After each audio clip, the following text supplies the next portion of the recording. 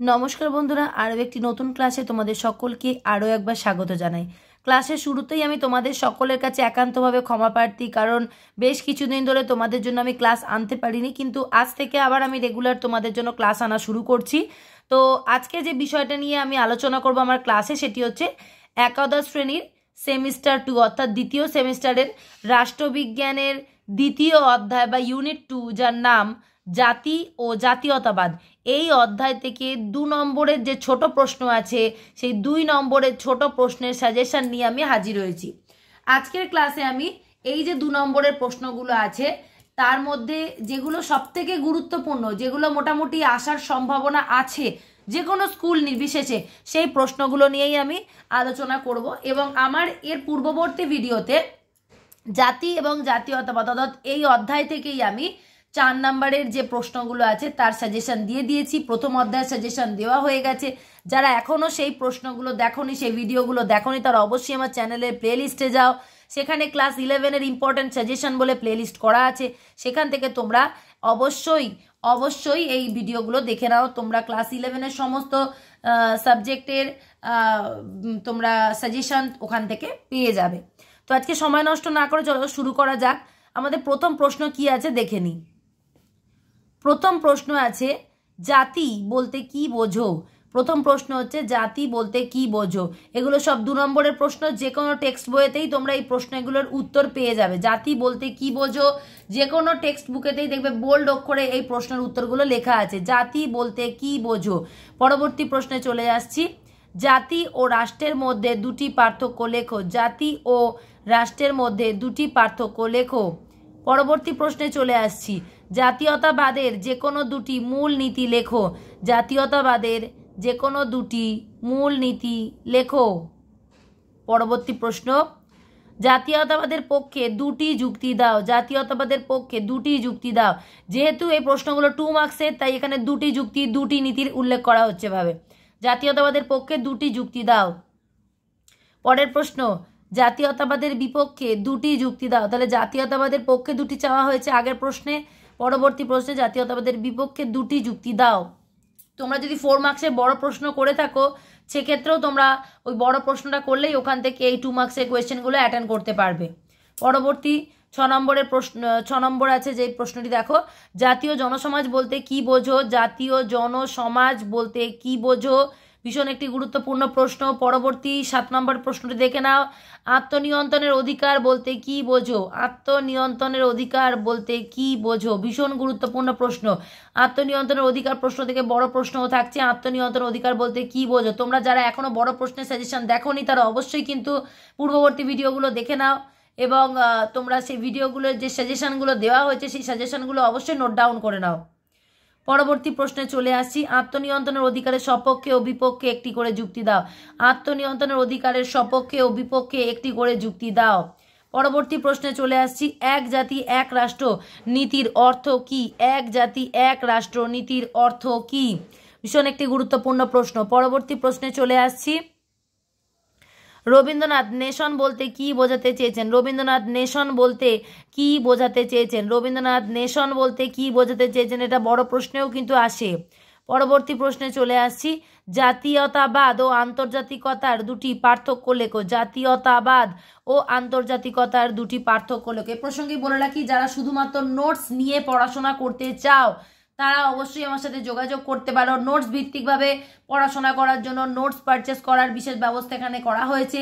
যারা notes purchase করে পড়াশোনা করতে চাও, অবশ্যই তাকে স্টুডেন্ট হতে হবে, টিচার না। যে স্টুডেন্টরা নোটস ভিত্তিকভাবে পড়াশোনা করতে চাও, তারা অবশ্যই স্ক্রিনে দেওয়া নম্বরে আমার সাথে যোগাযোগ করতে পারো। এছাড়া আমার অনলাইন ক্লাসের ব্যবস্থা আছে। যারা অনলাইন ক্লাসে জয়েন হতে চাও, তারা এখনও অনলাইন ক্লাসে জয়েন করতে পারো। স্ক্রিনে দেওয়া নম্বরে অবশ্যই যোগাযোগ করো। শুধুমাত্র পলিটিক্যাল সায়েন্স নয়, পলিটিক্যাল সায়েন্স, হিস্ট্রি এবং এডুকেশন, এই 3টে সাবজেক্টেরই অনলাইন ক্লাস চালু হয়ে গেছে। তোমরা যারা অনলাইন ক্লাসে যুক্ত হতে চাও, অবশ্যই যোগাযোগ করো। চলো পরবর্তী প্রশ্নটা দেখে নাও। 12 নম্বর প্রশ্ন, আন্তর্জাতিকতাবাদ বলতে কি বোঝো? আন্তর্জাতিকতাবাদ বলতে কি বোঝো? ভীষণ একটি গুরুত্বপূর্ণ প্রশ্ন। আন্তর্জাতিকতাবাদ বলতে কি বোঝো? পরবর্তী প্রশ্নে চলে আসছি, আন্তর্জাতিকতাবাদ উদ্ভবের পশ্চাতে 2টি কারণ লেখো। আন্তর্জাতিকতাবাদ উদ্ভবের পশ্চাতে 2টি কারণ লেখো।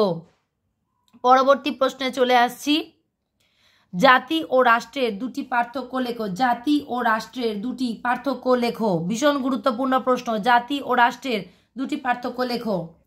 পরবর্তী প্রশ্ন 15 দাগের প্রশ্ন, জাতীয়তাবাদ প্রসঙ্গে লর্ড ব্রাইসের মতামত কী ছিল? জাতীয়তাবাদ প্রসঙ্গে লর্ড ব্রাইসের মতামত কী ছিল? ভীষণ একটি গুরুত্বপূর্ণ প্রশ্ন। পরবর্তী প্রশ্নে চলে আসছি, আত্মনিয়ন্ত্রণের অধিকার প্রতিষ্ঠার স্লোগানটি কী ছিল?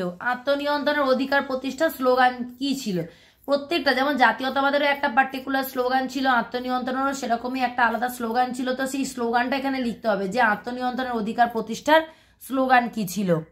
পরবর্তী 17 দাগের প্রশ্নে চলে আসো, আন্তর্জাতিকতাবাদ কিভাবে জাতি বৈরিতার অবসান ঘটায়? আন্তর্জাতিকতাবাদ কিভাবে জাতি বৈরিতার অবসান ঘটায়? এই প্রশ্নগুলো একটু কনসেপচুয়াল প্রশ্ন, তোমরা যারা বুঝে পড়বে তারা অবশ্যই লিখতে পারবে। আন্তর্জাতিকতাবাদ কিভাবে জাতি বৈরিতার অবসান ঘটায়, ভীষণ সুন্দর প্রশ্ন।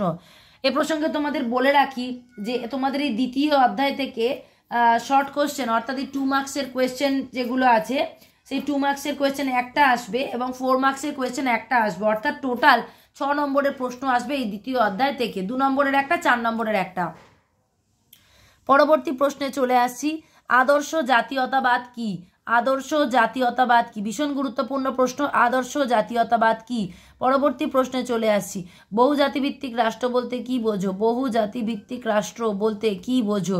ভীষণ গুরুত্বপূর্ণ প্রশ্ন, বহুজাতিভিত্তিক রাষ্ট্র বলতে কি বোঝো? পরবর্তী প্রশ্নে চলে আসছি, বিশ্বশান্তির পরিপন্থী বিকৃত জাতীয়তাবাদের সমর্থনে মুসোলিনি কি বলেছিলেন?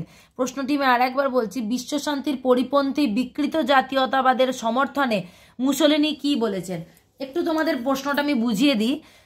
বিশ্বশান্তির পরিপন্থী হচ্ছে বিকৃত জাতীয়তাবাদ, আদর্শ জাতীয়তাবাদ বিশ্বশান্তির পরিপন্থী, কিন্তু বিকৃত জাতীয়তাবাদ সেটা হচ্ছে বিশ্বশান্তির বিপরীতে বা পরিপন্থী। কিন্তু মুসোলিনি কিন্তু এই উগ্র জাতীয়তাবাদ বা বিকৃত জাতীয়তাবাদের সমর্থক ছিল, তাকে সমর্থন করত। সেই কারণে এখানে প্রশ্নটা হচ্ছে যে বিকৃত জাতীয়তাবাদ তো বিশ্বশান্তির পরিপন্থী, কিন্তু মুসোলিনি এই বিকৃত বা উগ্র জাতীয়তাবাদকে কিভাবে সমর্থন করতেন এবং কি বলতেন, সেটাই হচ্ছে এখানে প্রশ্ন। পরবর্তী প্রশ্নে চলে আসছি, আত্মনিয়ন্ত্রণের অধিকারের সপক্ষে উড্রো উইলসনের যুক্তি কি ছিল? আত্মনিয়ন্ত্রণের অধিকার সপক্ষে উড্রো উইলসনের যুক্তি কি ছিল? পরবর্তী প্রশ্নে চলে আসছি, স্টালিন প্রদত্ত জাতির সংজ্ঞাটি কি? ভীষণ গুরুত্বপূর্ণ প্রশ্ন, স্টালিন প্রদত্ত জাতির সংজ্ঞাটি কি? পরবর্তী প্রশ্নে চলে আসছি, বাঙালির রাষ্ট্রচিন্তা গ্রন্থের লেখককে? বাঙালির রাষ্ট্রচিন্তা গ্রন্থের লেখককে? ওর সাথে আরও একটি প্রশ্ন আছে, ন্যাশনালিজম গ্রন্থের রচয়িতাকে? তাহলে প্রশ্ন হচ্ছে দুটি আলাদা হচ্ছে, এটা যদি 2 ধরো অর্থাৎ 1+1 এইভাবেই মার্কস ডিভিশন এখানে করা হচ্ছে, কারণ বাঙালির রাষ্ট্রচিন্তা গ্রন্থের লেখককে আর ন্যাশনালিজম গ্রন্থের রচয়িতাকে। পরবর্তী প্রশ্ন, জাতীয়তাবাদ এবং আন্তর্জাতিকতাবাদ পরস্পর বিরোধী এই বক্তব্যের সমর্থক কারা? অর্থাৎ জাতীয়তাবাদ এবং আন্তর্জাতিকতাবাদ হচ্ছে পরস্পরের পরিপন্থী বা বিরোধী, এই বক্তব্যকে কারা সমর্থন করেছে সেখানে নামগুলো এখানে লিখতে হবে। তাহলে আর আমাদের শেষ প্রশ্নে চলে আসছে, আমাদের 25 দাগের প্রশ্ন। তার আগে বলে দিই, যারা অনলাইন ক্লাসে জয়েন করতে চাও পলিটিক্যাল সায়েন্স, হিস্ট্রি এবং এডুকেশনের জন্য, তারা অবশ্যই আমার স্ক্রিনে দেওয়া নম্বরে যোগাযোগ করতে পারো। যারা শুধুমাত্র নোটস ভিত্তিকভাবে পড়াশোনা করতে চাও তারাও যোগাযোগ করতে পারো আমার সাথে।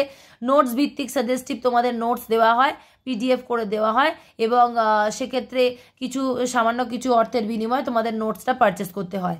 পরবর্তী প্রশ্নে চলে আসছি, জাতীয়তাবাদ হলো আন্তর্জাতিকতার সংকট, উক্তিটি কার? জাতীয়তাবাদ হলো আন্তর্জাতিকতার সংকট, উক্তিটি কার? এই 25টি প্রশ্ন নিয়ে আজকে আমাদের ক্লাস শেষ হচ্ছে এবং আরেকটি প্রশ্ন এর সাথে আছে, দেখো, জাতীয়তাবাদ হলো আন্তর্জাতিকতার সংকট, উক্তিটি কার? ওর সাথে আরও একটি প্রশ্ন আছে, আন্তর্জাতিক শান্তিকে কাপুরুষের স্বপ্ন বলেছেন কে? আন্তর্জাতিক শান্তিকে কাপুরুষের স্বপ্ন বলেছেন কে? অর্থাৎ 1+1, এই প্রশ্নটি হচ্ছে 1+1 = 2। তো এই যে 25টা প্রশ্ন আমরা দেখলাম, এই 25টা প্রশ্ন হচ্ছে বাছাই করা প্রশ্ন, ভীষণ গুরুত্বপূর্ণ প্রশ্ন এবং এই প্রশ্নের উত্তরগুলো তোমাদের করে রাখা অত্যাবশ্যক। যারা এখনও পর্যন্ত পড়াশোনা শুরু করোনি তাদের কাছে রিকোয়েস্ট, তারা একদম সুন্দরভাবে পড়াশোনা শুরু করে দাও, নাহলে তোমরা সেমিস্টার 2তে কিন্তু সামলে উঠতে পারবে না। তো আজকে এইটুকুই থাক, আমার পরবর্তী ক্লাসে আবারও দেখা হবে। যারা আমার ভিডিওতে বা চ্যানেলে নতুন তাদের কাছে আমি রিকোয়েস্ট, প্লিজ আমার চ্যানেলটি সাবস্ক্রাইব করে রাখুন এবং ভিডিওটি ভালো লাগলে অবশ্যই লাইক শেয়ার করে দিন।